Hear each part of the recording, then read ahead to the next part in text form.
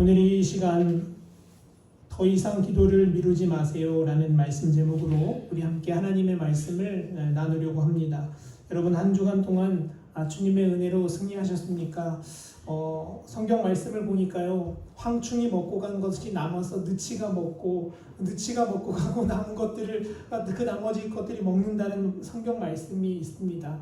근데 여러분 지금 우리가 사는 시대가 다 그런 것 같아요. 코로나가 쓸고 갔더니만 장마가 또 그 다음을 이어서 오고요. 장마가 또 지나갈 법하니까 또 폭염과 무더위가 옵니다.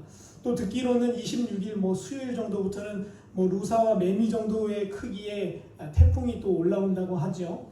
그러나 여러분, 우리가 그런 흉흉한 소문과 어려움 가운데에서도 우리의 믿음을 굳건하게 할 수 있는 이유는 우리가 믿고 우리가 의지하는 하나님은 신실하신 분이기 때문인 줄 믿습니다.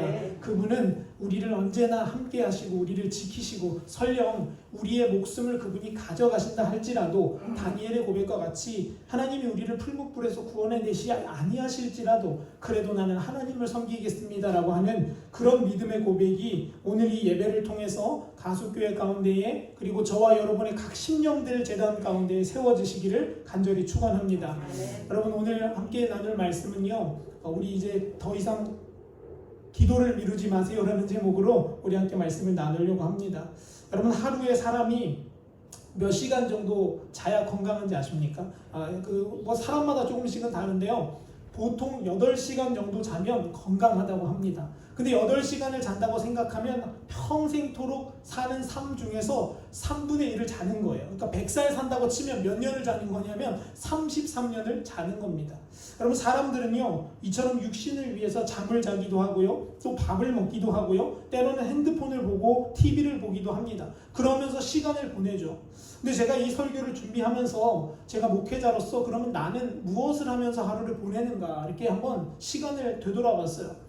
근데 여러분 목회자로서 말씀을 읽고 기도하고 하나님 편에 서는 일을 최선을 다해야 되는데 제 삶을 또 돌아보니까 막상 그러지 못한 때들도 굉장히 많이 있음을 제가 깨닫게 되었습니다.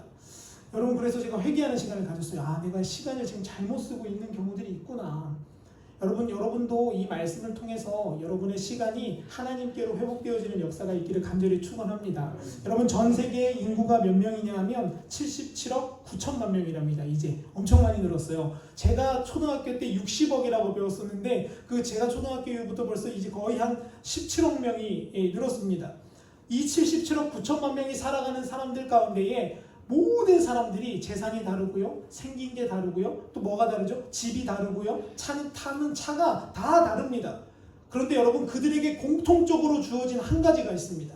모든 사람이 재산 다르고 생긴 거 다르고 돈도 다르지만 그들 모두에게 공평하게 주어진 한 가지가 있어요. 그게 뭐냐면 하루 24시간이라는 거예요. 여러분 부자라고 해서 하루를 25시간 쓰는 사람 없습니다. 똑같이 부자도 하루를 24시간으로 보내요. 근데 여러분 중요한 것은요, 그 24시간을 어떻게 보내느냐에 따라 우리의 인생이 달라진다는 것을 저와 여러분이 좀 깊이 묵상해야 될 부분이에요. 여러분 사법고시생들 아시죠? 사시라고 부르죠. 그 사법고시생들은요, 자기가 원하는 그 고시를 패스하기 위해서 이렇게 공부한답니다. 여러분 저게 사법고시생의 집 방이에요. 자기 방이에요. 여러분 사법고시생 방 안에 뭐 이렇게 잡다하게 많아요. 써서 붙여놓고 벽에도 붙이고 책상에도 붙이고.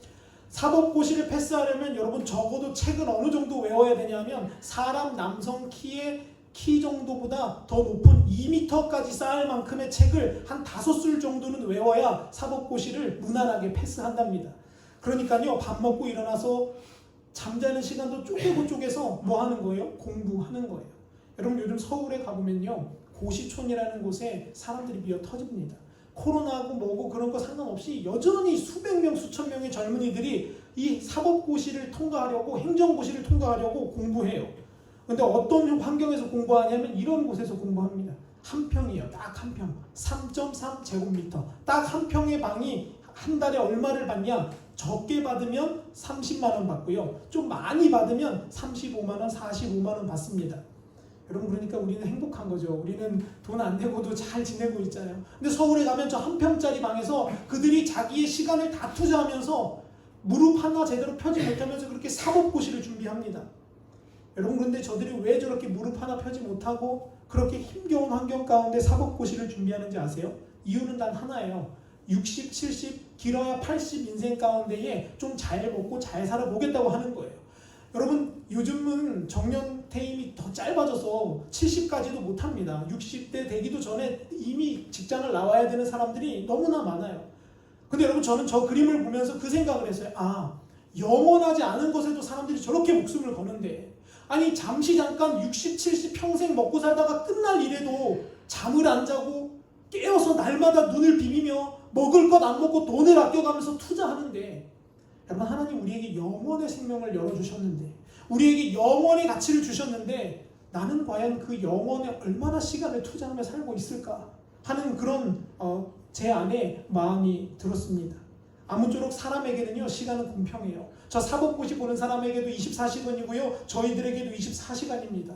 근데 하나님이 우리에게 시간을 주시면서 부탁하신 말씀 한 가지가 있어요. 그게 뭐냐 하면 바로 에베소서의 말씀이에요. 한번 같이 읽어볼까요? 시작. 세월을 아끼라, 때가 악하니라. 사도 바울은요, 에베소서를 통해서 자신들에 따르는, 그리고 자신이 사랑하는 자신들의 영적인 자녀들과 같은 믿는 자들에게 뭐라고 권면하냐면, 여러분 세월을 아끼십시오. 왜 그렇습니까? 때가 매우 악하기 때문입니다 라고 말해요. 여러분, 사도 바울은요, 지금으로부터 뭐 적어도 2000년 전의 사람입니다. 근데 여러분, 그때도 시간을 아끼라, 때가 악하다라고 말했으면, 여러분 우리가 살고 있는 이 시기는 얼마나 더 악하고 얼마나 더 시간을 아껴야 할까요? 사랑하는 성도 여러분, 믿는 자들은요, 시간을 잘 써야 돼요. 그냥 아무렇게나 아무 곳에나 시간을 쓰는 게 아니라 우리 시간을 잘 관리하면서 사용해야 된다는 겁니다. 근데 여러분, 그럼 믿는 자가 시간을 잘 쓴다는 건 어떻게 쓰는 걸까요? 여러분, 아주 간단해요. 요즘 사람들 보면요, 신앙생활하는 사람들 보면요, 기도에 하루에 시간을 거의 투자하지 않아요.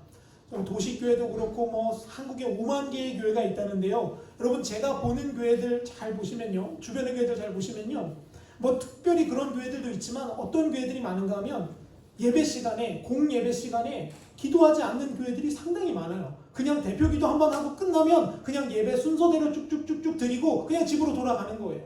하나님 앞에 들은 말씀을 가지고 기도하지 않고 그 말씀 붙들고 몸부림치는 교회가 별로 없다라는 겁니다. 여러분, 이게 굉장히 심각한 일이에요. 교회가 기도하지 않는다는 것은 마치 뭐 찐빵 안에 팥이 없는 것보다 훨씬 더 심각한 일입니다. 여러분, 근데 여러분, 예수님은 어떠셨어요? 예수님은 뭐 하는 분이셨습니까? 기도하는 분이셨습니다. 예수님은 우리에게 뭐라고 명령하셨어요? 깨어 기도하라고 명령하셨습니다. 그런데 여러분, 우리는요, 여전히 잠들어 있다라는 거예요. 아니, 육신이 잠들어 있는 게 아니라 우리의 영이 지금 잠들어 있다라는 거예요. 그래서 우리는 오늘 이 말씀을 통해 깨어나기를 간절히 축원한다라는 겁니다. 여러분, 예수님이 우리에게 부탁하신 말씀이 있어요. 예수님은 우리에게 이렇게 말씀하셨습니다. 말세가 되면, 마지막 때가 오면 세상은 이렇게 될 거야 라고 우리에게 말씀하세요. 어떤 일들이 일어나냐면요, 환란이 오고요, 전염병이 찾아오고요, 기근과 갖가지 곳곳에서 흉흉한 소문들이 우리에게 들려질 거라고 예수님이 분명히 우리에게 권면하셨습니다. 여러분, 근데 이거 우리가 지금 피부로 느끼며 살고 있지 않습니까? 저는요, 그 말씀을 보면 늘 깨달아요. 아, 지금 이 시대를 내가 살고 있구나. 그 흉흉한 소문, 그 어려운 일들이 있는 그 소문의 시대를 내가 살아가고 있구나라고 느낍니다. 그럼 여러분, 그 말씀을 하신 후에 예수님이 뭐라고 말씀하셨습니까? 우리에게 뭐라고 말씀하셨냐면, 너희는 그러므로 기도해야 한다라고 말씀하셨어요. 성경을 좀 읽어보신 분들은요, 목사님 그 말씀 뒤에 그 말씀 안 나오는데요, 이렇게 말씀하시는 분도 있으실 거예요. 여러분, 그런데 제가 오늘 그 말씀이 기도하라는 것이 왜 그런지를 한번 여러분에게 설명드리려고 해요. 여러분, 마태복음 24장 16절은 이렇게 말합니다. 그때에 유대에 있는 자들은 어디로 도망가라고요? 산으로 도망가라. 여기서 말하는 그때가 언제입니까? 흉흉한 소문이 일어나고 전염병이 나오고 전쟁이 일어나고 세상이 믿는 사람을 핍박할 그때에 어디로 도망가라고요? 산으로 도망가라 라고 우리에게 말합니다.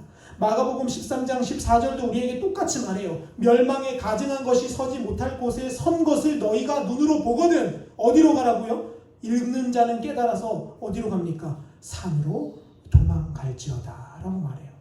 누가복음 21장 21절도 똑같이 말합니다. 그때에 유대에 있는 자들은 어디로 도망하라고요? 산으로 도망갈지어다 라고 말해요. 여러분, 이 말씀 오해하시면 안 됩니다. 그래가지고 오늘부터 지금 다 싸가지고 산으로 올라가는 게 아니에요. 여기서 말하는 산은요, 우리가 생각하는 그런 저기 뭐 가리왕산, 백두산 이런 산을 의미하는 게 아니에요.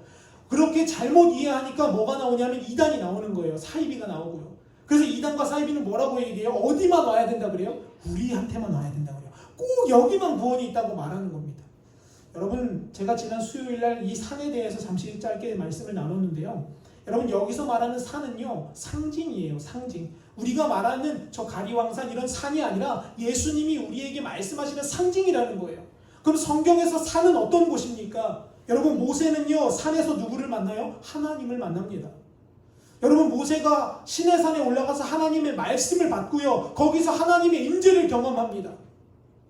여러분, 결국 산은, 사도 요한도 마찬가지죠. 사도 요한도 요한계시록 21장 10절에 보면 이렇게 말씀합니다. 성령으로 나를 데리고 크고 높은 산으로 올라가 하나님께로부터 하늘에서 내려오는 거룩한 성 예루살렘을 보이니 라고 말해요.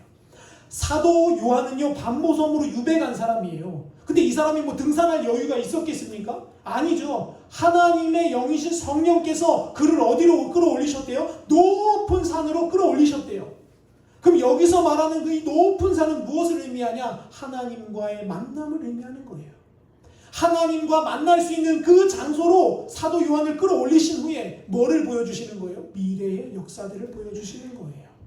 여러분, 그러니까요, 산은요, 우리가 생각하는 그런 장소가 아니라 뭘 의미하냐면 하나님과 우리의 만남의 공간입니다. 즉, 기도의 역사가 일어나는 곳이라는 거예요. 그럼 여러분, 각자 개인의 산들은 다 어디에 있으십니까? 어떤 사람은요, 교회가 산인 사람이 있어요. 또 어떤 사람은요, 내 일터에서 기도하는 사람도 있어요. 또 어떤 사람은요, 특별히 시간을 내서 내 가정에 내 가정재단을 만들어 놓고 기도하는 사람들도 있다는 겁니다. 아무쪼록 중요한 것은 주님이 우리에게 어디로 피하라고 하세요? 산으로 도망가래요. 다시 무슨 말이냐? 기도하는 사람이 되라는 거예요. 말세가 되면 될수록 뭐 하는 사람이 되라고요? 기도하는 사람이 되라고 주님 우리에게 권면하신다라는 거예요. 여러분, 그래서 예수님도 산으로 가시는 경우를 많이 보죠. 여러분, 예수님 산에 가서 뭐 하셨습니까? 등산하셨나요? 소풍하셨나요? 아니요. 예수님 산에 가서 뭐 하셨어요? 기도하러 산으로 가셨다라고 성경은 말해요.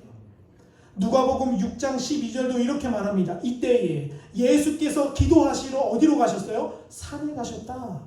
근데 거기서 어느 정도 기도하셨어요? 밤새도록 기도하셨다라고 말합니다. 사랑하는 성도 여러분, 말세를 살아가는 비결은요, 딱 하나예요. 어디로 도망가야 돼요? 산으로 도망가는 거예요. 근데 그 산은요, 뭘 의미하냐면 하나님을 만나는 만남의 자리고요, 기도의 자리를 상징하는 거예요. 그러면 여러분, 우리 이 말씀을 가지고 마태복음과 누가복음과 마가복음으로 가서 적용해보면 말세의 전염병과 흉흉하고 어려운 일들이 너희들에게 일어나거든 너희는 어디로 피하라는 거예요? 빨리 기도의 자리로 가라는 거예요. 그런 소식들을 너희가 듣거든 어떡하니 하고 울며 불며 옹졸옹졸하지 말고 어디로 빨리 달려가라는 거예요? 기도의 자리로 너희의 발걸음을 빨리 옮기라고 말씀하신다는 거예요. 사랑하는 성도 여러분, 성도는요, 영적인 호흡인 기도 때문에 사는 존재입니다. 사무엘은 사무엘상 12절에서 이렇게 권면합니다. 나는 너희 백성들을 위하여서 기도를 쉬는 죄를 범치 않겠다고요. 여러분, 기도 안 하는 게 죄인가요? 물론 죄일 수도 있고 아닐 수도 있습니다. 근데 여기서 말하는 사무엘의 의도는 뭐냐면 기도를 하지 않으면 뭐에 쉽게 넘어진다는 거예요? 죄에 쉽게 넘어진다는 거예요.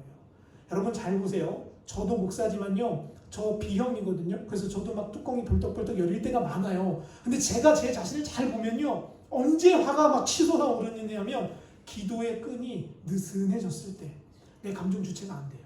여러분, 기도의 끈이 느슨해지면요, 별것 아닌 일들로 화가 막 치밀어 올라요. 기도의 끈이 느슨해지면요, 자동차 운전하고 가다가도 막 18, 19이 나올 상황들이 너무 많이 나타난다는 거예요. 근데 여러분, 무릎 꿇고 기도하기 시작하면 이상하게 하나님이 내 안에 있는 그 본능과 혈기와 자아를 성령으로 내쳐주셔서 그것들이 누를 수 있는 힘이 생겨진다는 겁니다. 여러분, 말세가 되면요, 우리 여러 가지 유혹 속에서, 우리 여러 가지 환난 속에서 살아가게 될 것입니다. 이미 그 환난 가운데 우리는 들어와 있습니다. 더 심한 환난들이 우리를 기다리고 있을 것입니다. 그런데 그때 저와 여러분은 어디로 피해야 되냐? 기도의 자리로 반드시 피하셔야 된다는 겁니다. 어떤 사람은 이렇게 이야기합니다. 목사님은 교회에 있고 목사니까 기도할 시간이 있죠. 저는 사회에 나가서 사회생활하고 일하고 기도할 시간이 없어요. 너무 바빠서 기도하기가 어려워요. 라고 이야기하시는 분들도 있습니다. 여러분, 그런데 미국에 있는 빌 하이벨스라는 목사님이 유명한 책 제목을 하나 내신 게 있어요. 그분이 뭐라고 책 제목을 내셨냐면 이렇게 썼습니다. 너무 바빠서 기도합니다. 라는 책을 쓰셨어요. 여러분, 그 목사님은요, 교인이 최소 5만 명에 있는 교회 담임 목사예요. 여러분, 바쁠까요? 안 바쁠까요? 엄청 바쁘겠어요. 성도를 한 명 한 명만 신방해도 5만 번을 신방해야 돼요. 어마어마하게 바쁩니다. 근데 그분이 그 책을 쓰시면서 하는 얘기가 뭐냐면 이 말씀을 하셨어요. 자기는 아무리 만나야 될 성도가 많고 아무리 해야 될 상담과 그런 사역이 많을지라도 하루 새벽에 깨어 기도하러 시작하지 않는 하루는 움직이지 않는데요. 왜 그런가 하면 바쁘기 때문에 기도해야지, 그 기도를 하지 않고 내가 그 바쁜 일로 뛰어들면 내가 그 바쁜 일 속에서 낭망하고 좌절하고 쓰러지고 유혹에 넘어지는 경우를 너무나도 많이 봤기 때문에 그분이 이렇게 책 제목을 쓰셨어요. 너무 바쁘기 때문에 기도합니다. 라고요. 여러분들도 이제 한창 이제 막 수확하시고 농촌 일하실 때라 바쁜 거 저도 이해하고 저도 압니다. 왜냐하면 저희 어머니도 농사를 지으시는 생활을 제가 보아왔기 때문에 그래요. 근데 여러분, 권면드립니다. 바쁘기 때문에 기도해야 되는 거예요. 바쁠수록, 여러분, 급할수록 어떻게 하라고요? 돌아가라는 말이 있잖아요. 바쁠수록 우리 기도부터 붙잡아야 되는 역사가 우리에게 있어야 된다는 거예요. 여러분, 왜 그러냐면요, 그래야지만 우리가 마주할 이 환난과 염려의 시대를 우리 능히 이겨낼 수 있기 때문에 그렇습니다. 마태복음 24장을 보면요, 우리가 앞으로 만나야 될 상황들을 주님은 너무나 친절하게 말씀해 주셨어요. 첫 번째는 우리는 어떤 상황을 이제 만나게 될 거냐 하면 미혹의 시대를 만나게 될 겁니다. 여러분, 이미 그 미혹의 시대는 시작되었고 이미 한창을 달리고 있어요. 마태복음 24장 가운데 말세에 나타나는 첫 번째 징조가 뭐냐 하면 너희를 미혹하는 사람들이 나타날 거다 라고 말해요. 여러분, 한국에 자칭 예수라고 말하는 사람이 40명이 있답니다. 자기가 예수라고 말하는 사람들이. 그 중에 뛰어나고 인기를 많이 얻은 사람 누구냐 하면 바로 이 사람이죠. 여러분 다 아시는 신천지의 이반이에요. 여러분, 저 신천지는요, 무슨 저기 군대도 아니고 저렇게 예배를 드리고 행사를 할 때마다 똑같은 옷을 다 차려입고 꼼짝도 못하게 착 차렷해가지고 그렇게 예배드리고 수료를 합니다. 근데 여러분, 이상한 것은요, 저기 안에 배운 사람들이 굉장히 많이 있다는 거예요. 우리가 생각하기에는 뭘 모르는 사람들이 가겠지. 아니요, 저기 안에 젊은이들이 64.7%가 소속되어 있답니다. 여러분, 저들이 못 배워서 저기로 갑니까? 아니에요. 저들은 미혹당하기 때문에 거기로 가는 거예요. 눈은 열려 있지만, 들을 귀는 있지만 그 듣고 보는 게 완전히 막혀버려서 이만이라는 사람을 제2의 예수라고 믿고 거기에 가서 그를 쫓아가는 겁니다. 사랑하는 성도 여러분, 마지막 시대가 되면 이런 일들이 더 심해질 거예요. 여러분, 신천지는요, 딱 눈에 보기에도 가짜잖아요. 근데 여러분, 우리가 이제 보기에는 가짜 같지 않은데 가짜들이 점점 더 늘어납니다. 여러분, 뉴스 다 보셔서 아시겠지만 요즘 가장 기독교계에서 핫한 인물이 누군지 아세요? 전광훈 목사님이라고, 이제 목사가 아니에요. 재직을 당했거든요. 전광훈 씨라고, 그분이 아주 핫한 그 위치에 올라갔습니다. 그래서 지금 교회들이 다 예배를 정지되고 금지를 받았어요. 여러분, 이분이요, 얼마나 대단한 사람이냐면요, 제가 제 친구 목사의 이야기를 제가 직접 들었어요. 제 친구 목사가, 이분이 옛날에 그 한창 부흥사 시절 때 그 부흥회, 청교도 영성 부흥회를 할 때 그 자리 맨 앞에 가서 말씀을 들었대요. 근데 여러분, 요즘은요, 막 욕도 하고 막 그렇게 하는데 옛날도 여전히 그랬는데, 참 신기한 것은요, 욕하고 그렇게 막 설교하는데도 사람들이 벌떡벌떡 일어난대요. 막 죽은 자가 벌떡벌떡 살아나고요, 막 암 환자가 그 자리에서 막 고침을 받는 역사가 있는다는 겁니다. 그러니까 사람들이 눈이 혹해서 그 교회로 몰려가는 거예요. 근데 여러분, 그렇게 기적을 일으키고 병을 고치고 죽은 자를 살렸던 그 사람이 뭐라고 말하냐면 이렇게 말해요. 하나님은 어떻게 한대요? 나한테 까불면 죽는데요. 여러분, 그래서 결국 지금 누가 죽게 됐어요? 하나님한테 까불었던 그분이 굉장히 곤란한 상황에 처했습니다. 여러분, 근데 여전히 저분을 추종하는 사람들이 너무 많아요. 여전히 저분의 말이 옳다라고 말하는 사람이 너무나 많습니다. 여러분, 저는 그때 질문합니다. 과연 하나님을 믿고 있는 건지, 아니면 전광훈이라는 목사를 믿고 있는 건지. 여러분, 우리가 사는 시대가 바로 이런 시대입니다. 저분뿐만 아니라 유명한 교회 목사님들 많잖아요. 그분들을 믿는 게 아니라 우리는 누구를 믿어야 돼요? 예수 그리스도를 믿어야 되는 거예요. 여러분, 저도 여러분께 권면드립니다. 안희남이라는 목사를 믿지 마세요. 저도 사람이에요. 여러분은 무엇을 믿으셔야 되냐면 우리를 지으시고 우리와 함께 하시고 우리의 삶을 신실하게 인도하시는 하나님을 믿으셔야 돼요. 저는 그냥 그 통로일 뿐인 거예요. 그러니까 저도 실수하고 염려할 때 여러분 제 편을 드는 게 아니라 말씀으로 분별하셔야 되는 거예요. 이게 바로 미혹의 시대라는 증거입니다. 두 번째는요, 어떤 일들이 일어나냐면 각자의 자리에서 세상 곳곳에서 흉흉한 소문들, 지진과 기근과 화재의 소문들이 너무나 많이 일어난대요.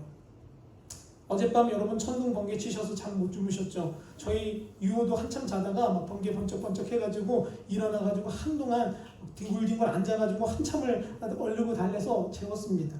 여러분, 근데 요즘 미국에서 어떤 일들이 벌어지고 있냐면 저게 지금 미국의 현지 모습이에요. 여러분, 미국 지금 캘리포니아라는 동네가 산불로 지금 다 탔습니다. 또 왜 다 탔냐 하면요, 하늘에서 마른 하늘에 비도 안 와요. 그냥 마른 하늘에서 날벼락이 떨어져서 나무를 태워서 그 나무가 산불의 시작이 되어져서 불이 나기 시작하는 거예요. 한번 집에 가서 뉴스를 한번 검색해 보세요. 그 사람들이 다 놀랍니다. 아니, 마른 하늘에 날벼락이 나더니 정말 하늘이 말라고 정말 빛이 쨍쨍한 그런 날에 하늘에서 벼락이 떨어져서 불이 나기 시작합니다. 근데 여러분, 그 불이 어떻게 되냐면요, 지금 이렇게 번졌어요. 저게 미국 캘리포니아라는 동네에서 찍은 사진입니다. 불이 어떻게 하고 있어요? 하늘로 용솟음 쳐서 올라가고 있어요. 저것은 뭐냐 하면 토네이도랑 산불이랑 만나면 그 토네이도 바람을 타고 산불이 하늘로 올라간대요. 근데 여러분, 저것 때문에 저 이름을 뭐라 부르냐면 파이어 네이도라고 부르거든요. 근데 지금 미국이 저것 때문에 경보가 울려졌습니다. 뉴스에 파이어 네이도 경보라고 치면 미국 캘리포니아가 지금 1순위로 떠요. 여러분, 전 세계에서 이런 일들이 수도 없이 일어나고 있습니다. 단지 우리가 보지 못하기 때문에 우리는 알지 못할 뿐인 거예요. 여러분, 그뿐입니까? 지금 우리나라에서 그리고 전 세계적으로 사망자가 80만 명이 넘었답니다. 코로나 환자가 저렇게 증가하고 있습니다. 정말 하늘이 무서운 줄 모르고 확진자들이 치솟고 있어요. 그뿐이 아닙니다. 말레이시아에서는요, 코로나보다 10배나 강한 코로나가 새롭게 태어났답니다. 언제 우리나라에도 들어올지 아무도 모르는 일이에요. 우리가 살아가는 시대가 지금 저런 시대입니다. 여러분들, 저뿐만 아닙니다.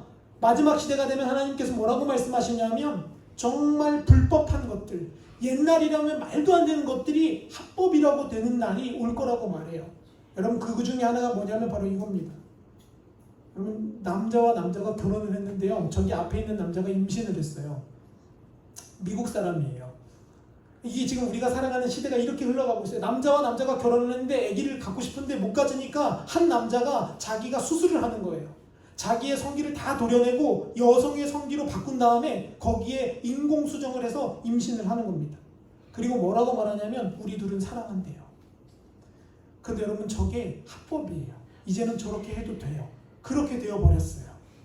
뿐만 아닙니다. 두 번째는요, 이게 우리나라에서 하는 시위예요. 저게 무슨 시위인가 하면 낙태하는 것 좀 간섭하지 말라는 거예요.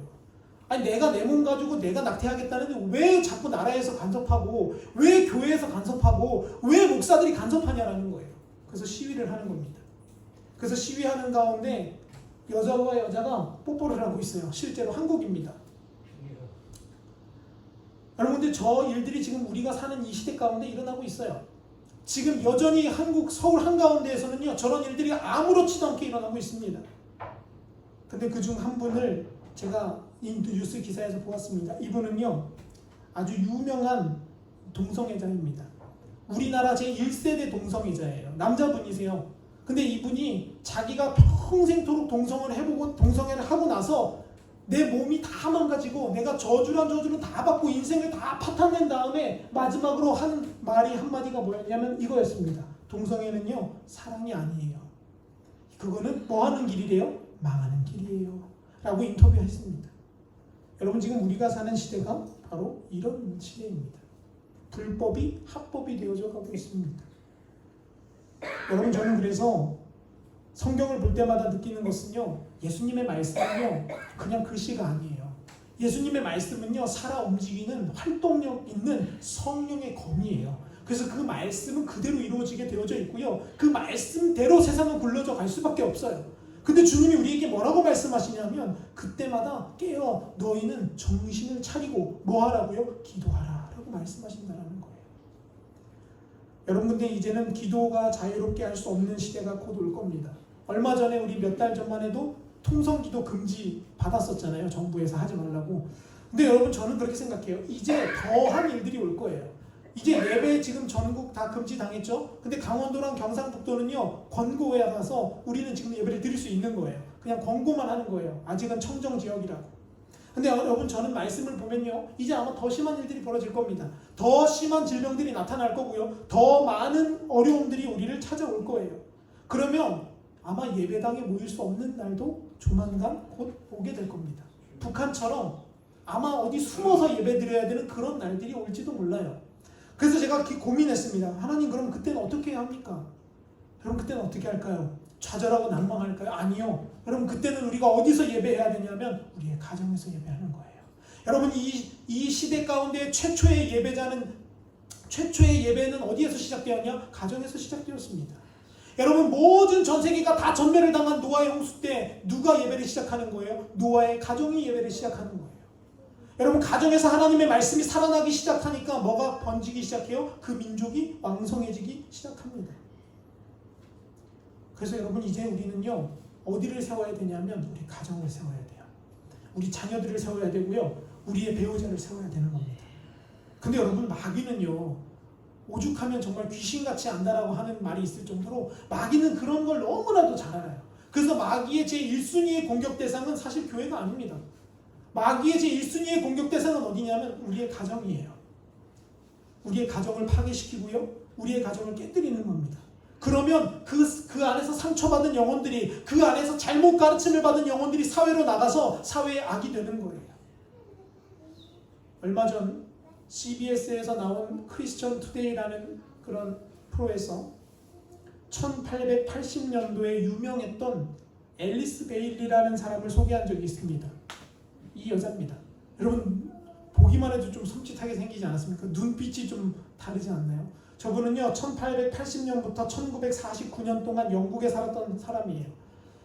뭐 하는 사람인가 하면 우리나라로 말하면 무당입니다.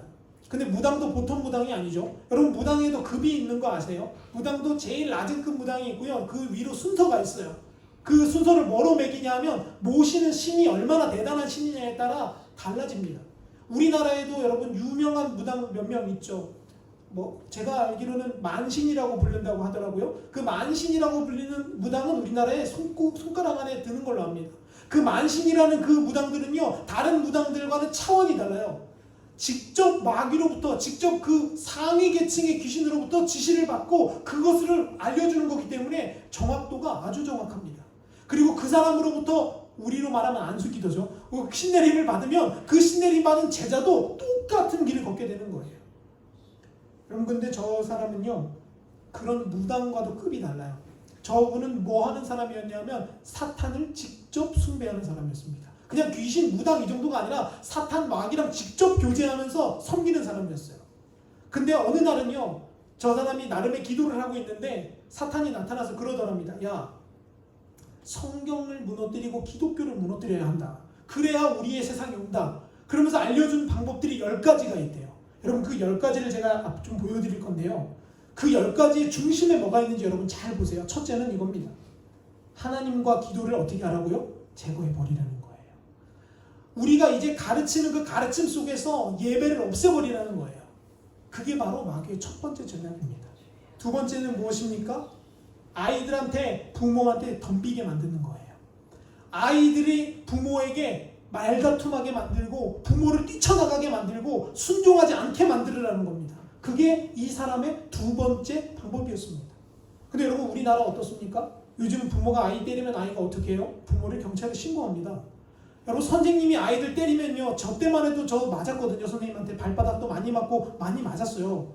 근데 여러분, 그때는 맞으면 어떻게 해요? 아유, 내가 잘못했구나 이렇죠. 요즘은 어떤지 아세요? 핸드폰을 켜고서 어디 한번 때려봐요 이런데요. 여러분, 아이들을 그렇게 변화시키는 거예요. 그리고 세 번째는요, 이게 정말 중요해요. 뭐를 파괴시키라는 거예요? 예수 믿는 사람들의 교회를 파괴시키는 게 아니라 어디를 파괴하래요? 가정을 무너뜨리는 거예요. 그 가정을 무너뜨리면 그 가정을 통해서 나온 사람들은 예수를 안 믿는 사람들로 변화될 수밖에 없다는 겁니다. 네 번째는 이겁니다. 우리에게 음란의 문화를 심어주라는 거예요. 낙태를 하는 거 별 문제 안 된다라고 얘기하라는 거예요. 그렇게 학교에서 가르치라는 겁니다. 여러분 학교 다니실 때 저런 일들이 있으셨나요? 저 학교 다닐 때만 해도 저런 거 없었던 것 같아요. 근데 여러분 요즘 교과서입니다. 제가 보여드릴게 깜짝 놀라지 마세요. 여러분 요즘 고등학교에서 사용하는 교과서입니다. 고등학교 학생들이 배우는 내용이에요. 이게 무슨 내용이냐 하면요. 고등학교 학생들이 성교육 시간에 배우는 내용인데요. 그 뭐라고 배우냐 이렇게 배운다면 혹시 보이시나요? 맨 밑에 장에 보면 생일 파티가 끝난 후에 고등학생들끼리 생일 파티가 끝난 후에 하는 말이 있어요. 이렇게 하는 게 정상이래요. 근데 거기에 뭐라고 적혀있냐? 저렇게 적혀있어요. 너 우리 집에서 오늘 밤 함께 잘래? 이게 고등학교 생일 파티의 문화랍니다. 근데 이걸 누가 가르치고 있어요? 학교에서 가르치고 있어요. 교재가 저거예요. 책 교과서가 저런 내용이 적혀져 있어요. 두 번째 교과서입니다. 두 번째 교과서는요. 여러분 이게 뭐 화면으로 보여드리기도 부끄러워요. 그럼 두 번째 교과서는 뭘 가르치냐면 어떻게 하면 아이를 안 갖는가. 그걸 학교에서 지금 가르치고 있어요. 어떻게 하면 아이를 안 갖고 즐겁게 너희들끼리 성적인 관계를 가질 수 있는가. 부모에게 걸리지 않고 어떻게 하면 그렇게 즐겁게 너희들끼리 행복할 수 있는가를 학교에서 가르쳐주고 있어요. 여러분 저는 저희 뉴스 기사를 보면서 어제 설교를 준비하면서 눈물이 나더라고요. 야 어떻게 이렇게 될 수가 있는가 우리나라가.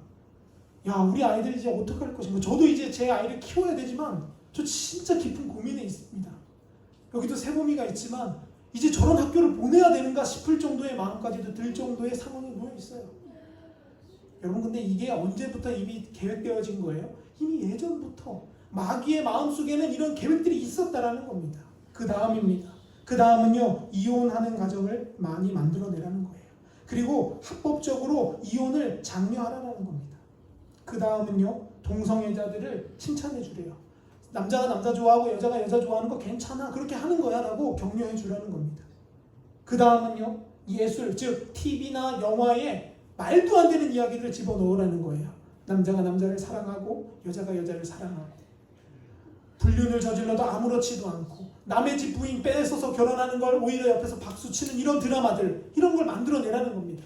그러면 그걸 보고 자란 사람들은 어떻게 생각해요? 아 저거 괜찮구나. 저렇게 해도 되는 거구나 라고 한다는 거죠. 그리고 여러분 정말 심각한 건 이거예요. 9번째입니다. 종교를 하나로 만들어라는 거예요. 그게 무슨 말이냐 여러분 제가 늘 강조하는 거예요. 불교나 천주교나 기독교나 무당이나 별다를 게 없다라는 거예요. 모두 다 열심히 믿으면 다 구원받는다라는 거예요. 여러분 얼마나 좋은 말입니까?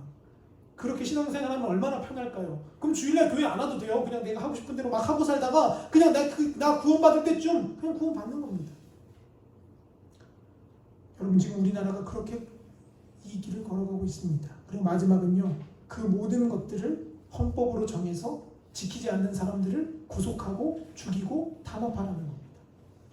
여러분 지금 우리나라가 지금 그 길을 가고 있죠.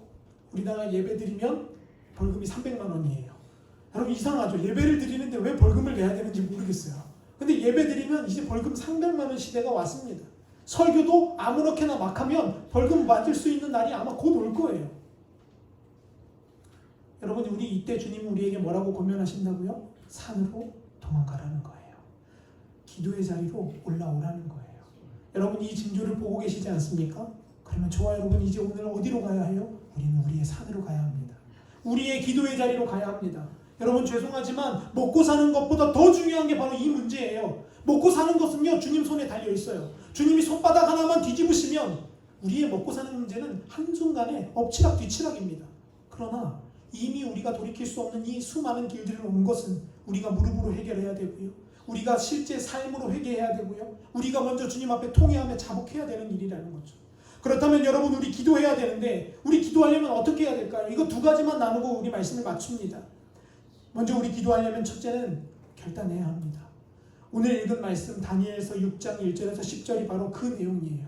여러분 다니엘은요 이렇게 말합니다. 다니엘이 이 조서의 왕의 도장이 찍힌 것을 알고도 자기 집으로 돌아가서는 윗방에 올라가 예루살렘으로 향한 창문을 열고 전에 하던 대로 하루 3번씩 무릎을 꿇고 하나님께 감사기도 했다라는 거예요. 여러분, 저렇게 기도하려면 우리에게 뭐가 필요합니까? 결단이 필요합니다. 내 목에 칼이 들어와도 내가 하나님을 예배하는 일에 있어서 내가 주님 앞에 기도하는 일은 어떠한 상황 가운데에서도 내가 물러나지 않겠다라고 결단이 있어야 된다는 거예요. 여러분, 이 결단을 통해서 성령의 역사가 일어나는 겁니다. 여러분, 사도행전 1장 14절의 말씀은 이렇게 고백합니다. 여자들과 예수의 어머니 마리아와 예수의 아우들과 더불어 마음을 같이하여 오로지 기도에 힘쓰더라. 저 오로지 기도에 힘쓰더라를 원어로 바꿔 해석하면 무슨 뜻이냐면 전혀 결단하고 기도에 전무하더라라고 표현할 수 있어요. 여러분, 예수님이 승천하시고 성령이 아직 오지 않으셨던 그때에, 제자들이 뿔뿔이 무서워서 흩어졌던 그때에 뭐 했습니까? 기도하기로 결단하는 거예요. 기도하기로 결단하자 그 자리에 누가 역사하시는 거예요? 성령의 역사가 그 자리를 뒤어 흔드는 겁니다. 그런데 여러분, 악한 사단 마귀는요, 우리가 기도하지 못하도록 우리를 날마다 넘어뜨립니다.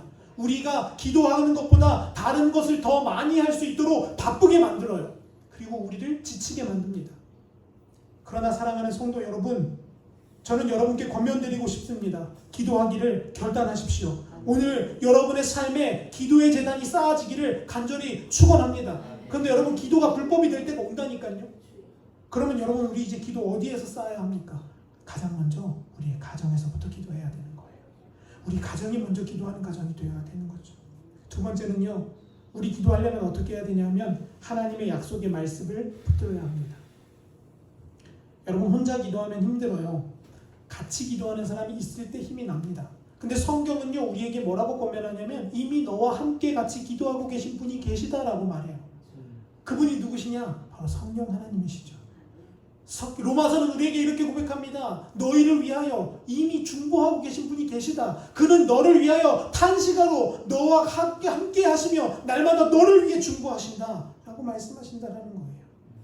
여러분, 성령의 도움을 받아 기도할 때 승리하게 됩니다. 성령의 도움을 받아 기도할 때 약속을 받게 됩니다. 성령의 도움을 받아 기도할 때 여러분의 삶이 주님의 인도하심을 받게 되는 거예요. 근데 여러분, 어떻게 성령의 인도를 받습니까? 방법은 하나입니다. 창세기 1장 2절에 보면 태초에 하나님이 천지를 창조하시니라. 그 창조 가운데 누가 함께 계셨냐면 하나님의 영은 수면 위에 운행하시더라 라고 성경은 말해요. 창조 가운데 이미 말씀 가운데 누가 함께 계셨어요? 성령님이 함께 계셨다라는 거예요. 그러면 여러분, 우리는 성령의 말씀을 성령과 함께 기도하려면 우리가 명심해야 되는 한 가지가 있습니다. 그것은 뭐냐면 말씀을 날마다 붙들어야 되는 거예요. 말씀을 날마다 묵상하고 말씀을 날마다 내 안에 채워 넣기를 훈련해야 되는 겁니다. 그래야 우리가 위급할 때에, 그래야 우리가 어려움을 당했을 그때에 말씀이 생각나는 거예요. 그리고 주님이 우리에게 기도할 수 있는 힘을 더하시는 거죠. 여러분, 사람 살다 보면 두려운 일 오지 않습니까? 마음이 어려운 일이 찾아옵니다. 그런데 기도하지 않은 사람은 그냥 그곳에 넘어져서 주저앉아 실패합니다. 그러나 말씀을 차곡차곡 먹었던 사람은 이 말씀이 떠오르게 됩니다. 한번 같이 읽어볼까요? 시작. 두려워하지 말라. 내가 너와 함께함이라. 놀라지 말라. 나는 내 하나님이 됨이라. 내가 너를 굳세게 하리라. 참으로 너를 도와주리라. 참으로 나의 의로운 오른손으로 너를 붙들리라. 아멘. 여러분, 말씀 먹은 사람은요, 성령이 이 말씀을 생각나게 하시는 거예요. 그럼 그 말씀을 통해서 성령이 함께 하시는 겁니다. 근데 여러분, 예배에 참여한다고 하고 성도라고 말하는데 말씀과 교제하지 않는 사람 너무나 많아요. 너무 안타깝습니다.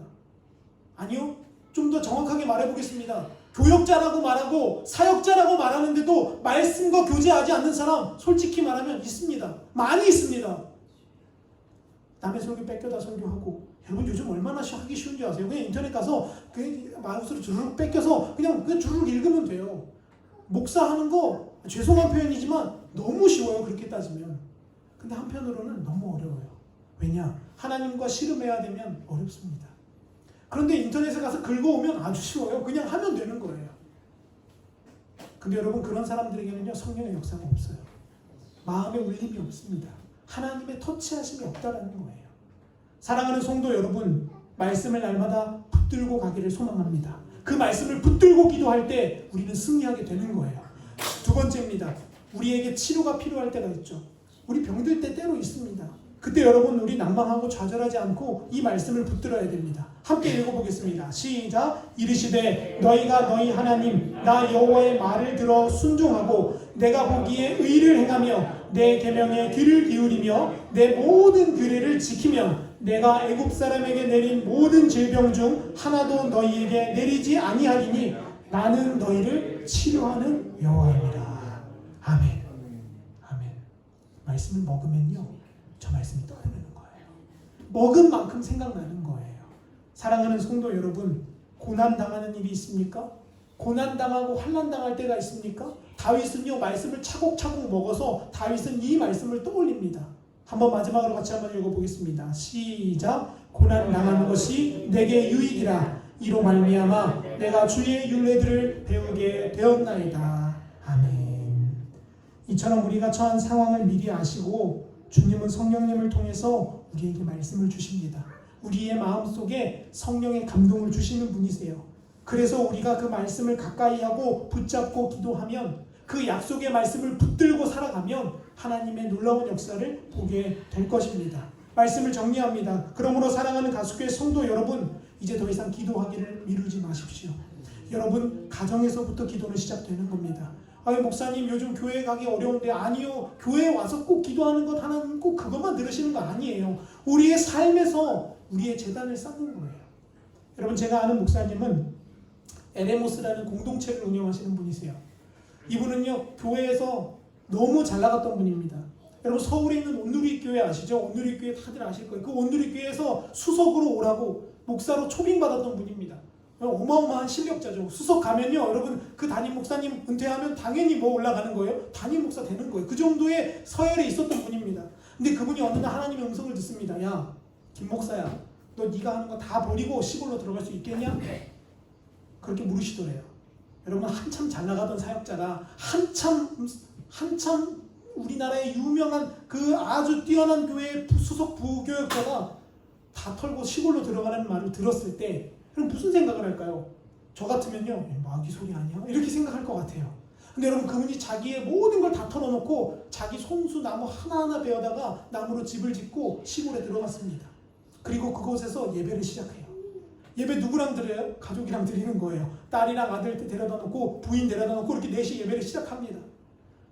한 10년 가까이 그렇게 생활을 했어요. 근데 여러분 요즘은요 하나님이 붙이는 심령이 그곳에 붙는다라는 거예요. 경기도 광주에서 전라도 광주에서도 오고요. 주일날 예배 드리려고 그 자리에 그 가정집에 앉을 곳이 없을 정도로 이제는 예배하는 장소가 되었어요. 여러분 저는 그때 깨닫습니다. 그리고 그 목사님이 이렇게 권면하셨습니다. 여러분 대형교회 좋은 거 아닙니다. 대형교회 어느 날 바람 한번 휙 불면 다 날아갈 것 너무나 많습니다.